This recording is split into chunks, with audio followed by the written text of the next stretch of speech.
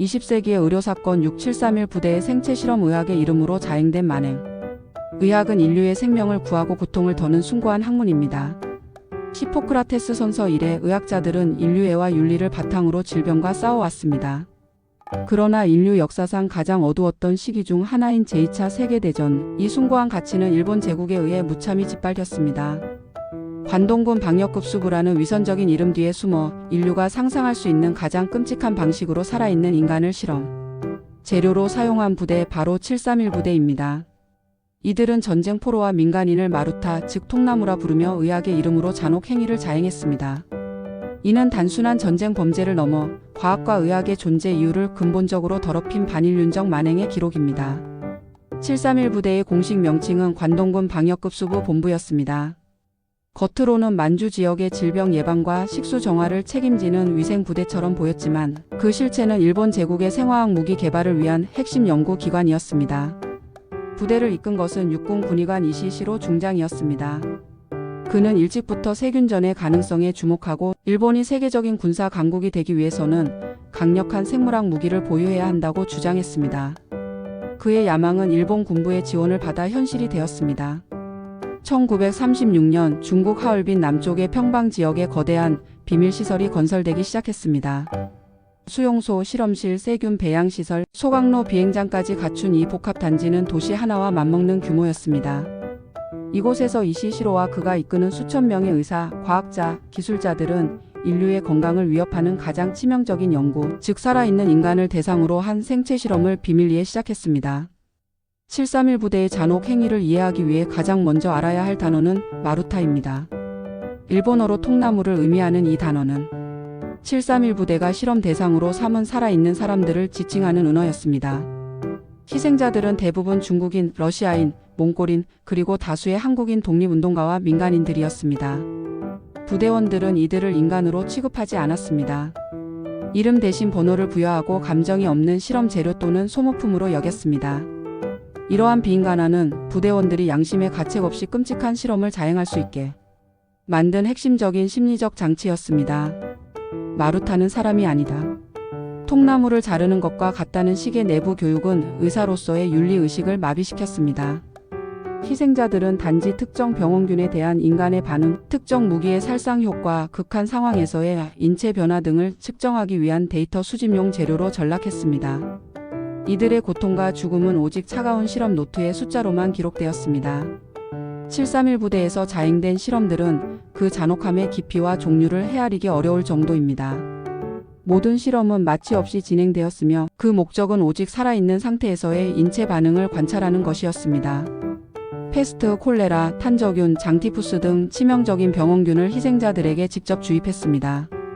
이후 질병의 진행 과정을 단계별로 관찰하기 위해 희생자가 아직 살아있는 상태에서 신체를 절개하여 장기의 변화를 관찰하는 생체 해부를 자행했습니다. 감염된 장기를 적출하여 병리학적 연구 자료로 삼기도 했습니다. 혹한의 만주 날씨를 이용한 동상 실험은 731 부대의 가장 악명 높은 만행 중 하나입니다. 희생자들을 영하 20도에서 40도의 야외에 몇 시간 동안 방치하여 팔다리를 인위적으로 얼렸습니다. 이후 얼어붙은 신체 부위를 막대기로 내리치거나 다양한 온도의 물에 담그는 등 여러 해동법의 효과를 실험했습니다. 이 과정에서 희생자들은 극심한 고통을 겪었으며 대부분 근육과 뼈가 괴사하여 팔다리를 절단해야 했습니다. 사람들을 기둥에 묶어놓고 각기 다른 거리에서 세균 폭탄, 화학탄, 수류탄 등을 터뜨려 무기의 살상 반경과 인체에 미치는 영향을 실험했습니다. 폭발로 인해 희생자들의 신체가 어떻게 파괴되는지를 상세히 기록하고 촬영했습니다. 이 외에도 인체의 수분 함량을 측정하기 위해 사람을 산채로 건조시키거나 원심 분리기에 넣어 사망에 이르는 과정을 관찰하는 실험, 말의 혈액을 사람에게 수혈하는 실험, 매독에 감염시킨 남녀를 강제로 성관계를 맺게 하여 태아에게 미치는 영향을 관찰하는 실험 등 인간의 존엄성을 완전히 파괴하는 행위들이 의학 연구라는 명목하에 벌어졌습니다. 1945년 8월 소련군이 만주로 진격해오자 일본 제국은 패전을 직감했습니다. 731 부대 수뇌부는 부대의 존재와 모든 범죄 행위를 은폐하라는 긴급 명령을 내렸습니다. 평방의 거대한 시설은 폭파되었고 수많은 실험 기록과 자료들이 소각되었습니다. 가장 끔찍한 것은 남아있던 마루타들을 모두 살해하여 증거를 인멸한 것입니다. 부대원들에게는 부대의 비밀을 무덤까지 가져가라는 엄명이 내려졌습니다. 그러나 더 충격적인 사실은 전후에 벌어졌습니다. 731 부대의 총책임자였던 이시 시로를 비롯한 핵심 간부들은 연합군에 의해 전범으로 재판받지 않았습니다. 냉전 시대에 접어들면서 미국의 정보기관은 731 부대가 생체 실험을 통해 얻은 데이터의 가치에 주목했습니다. 결국 미국은 731 부대 간부들의 전쟁 범죄를 문제 삼지 않는 조건으로 수년간의 생체 실험 데이터를 넘겨받는 추악한 면책 거래를 합니다. 정의와 인권의 가치가 강대국의 군사적, 정치적 이익 앞에 무너진 순간이었습니다. 미국의 비호 아래 731 부대에 가담했던 수많은 의사와 과학자들은 아무런 처벌도 받지 않고 전후 일본 사회의 엘리트로 복귀했습니다. 그들은 유명 대학의 교수, 대형 제약회사의 임원, 정부 기관의 고위 관리가 되어 부와 명예를 누렸습니다. 이 침묵의 카르텔은 수십 년간 731 부대의 진실을 은폐했고 일본 정부 역시 오늘날까지 국가가 조직적으로 자행한 이 끔찍한 범죄에 대해 명확하게 인정하거나 공식적으로 사죄하지 않고 있습니다. 이로 인해 731 부대의 비극은 여전히 과거가 아닌 현재 진행형의 역사로 남아 있습니다.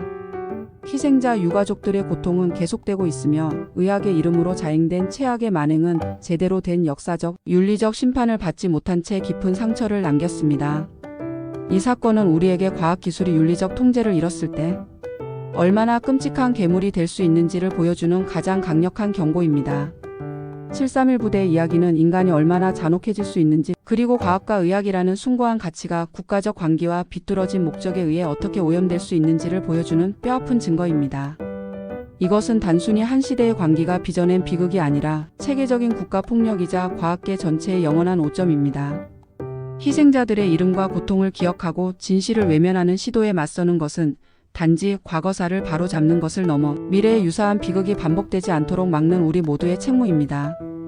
의학은 생명을 위한 학문이며 그 어떤 이유로도 인간을 목적이 아닌 수단으로 사용해서는 안 된다는 대원칙을 731 부대의 역사는 피로써 경고하고 있습니다. 본 콘텐츠는 일반적인 건강 정보이며 전문적인 의학적 조언이나 진료를 대체할 수 없습니다. 건강에 문제가 있을 경우 반드시 의사 등 의료 전문가와 상담하시기 바랍니다. 제공된 정보의 활용에 대한 모든 책임은 전적으로 사용자 본인에게 있습니다.